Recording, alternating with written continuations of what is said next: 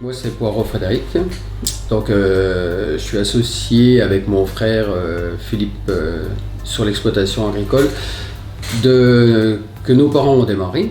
Alors, notre père a démarré en 68, il s'est associé après avec le frère de ma mère en 74. Donc, ils avaient démarré eux avec un troupeau de 20 vaches à la tâche.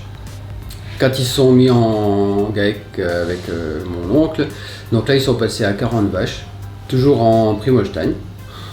Moi je suis arrivé en 96 sur l'exploitation, donc là on a agrandi un petit peu, on a repris une ferme à côté de chez nous. Donc là on est passé à 120 vaches, toujours en Primolstein. Et depuis que mon frère est arrivé en 2011, là on a fait une augmentation de troupeau. Par contre, on est en train de tout modifier, on repasse tout en Vosgien. Donc vous verrez un petit peu le troupeau tout à l'heure.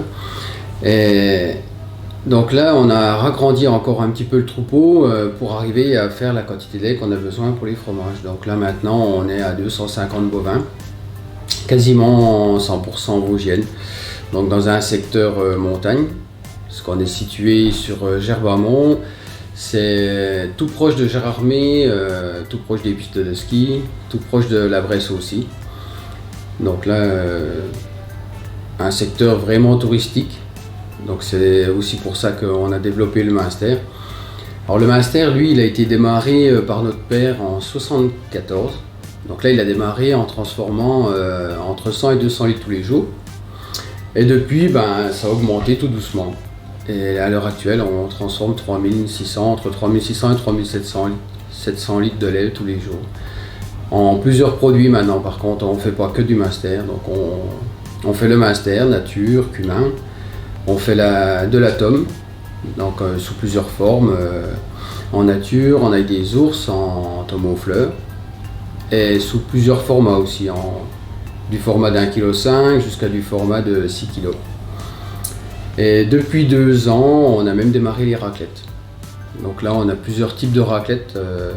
Donc on fait de la nature, on fait la raclette avec des ours, raclette truffe, raclette piment, poivre et moutarde. L'année 2022 a été très bonne pour nous au niveau de la reconnaissance des produits. Parce qu'avec le CIFEM, on a eu le Münster qui a été médaillé d'or.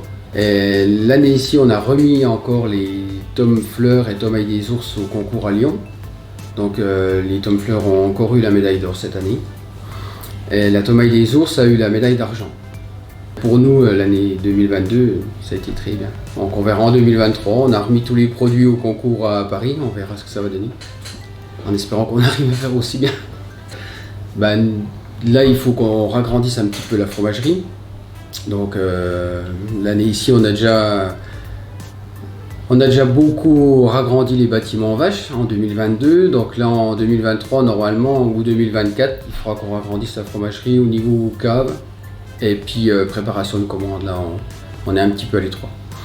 Au niveau fabrication, on a tout ce qu'il faut. Là ça manque pas, on pourrait doubler la fabrication sans souci. Maintenant au niveau des caves, il va falloir qu'on ragrandisse un petit peu. Ce qu'il faut qu'on fasse donc au niveau de la préparation des commandes, ce qu'on a mis en place avec la SAF, donc c'est mettre des codes barres sur les produits afin de gagner du temps au niveau de la réception et puis de la traçabilité. Donc grâce à ça, ça nous fera gagner du temps aussi pour la préparation des commandes.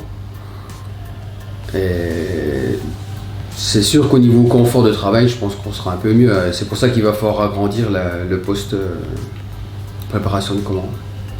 L'évolution elle a été très très rapide.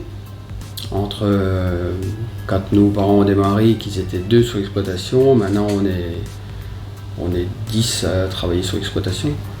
Il y a 6 personnes sur la fromagerie, il y a 4 personnes qui s'occupent que du troupeau, enfin du troupeau et de la suite.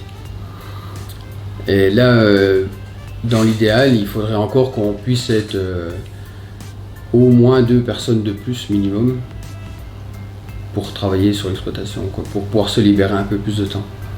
Parce que là pour l'instant, c'est sûr qu'on a investi beaucoup, mais en confort de travail, c'est encore pas tout à fait ça.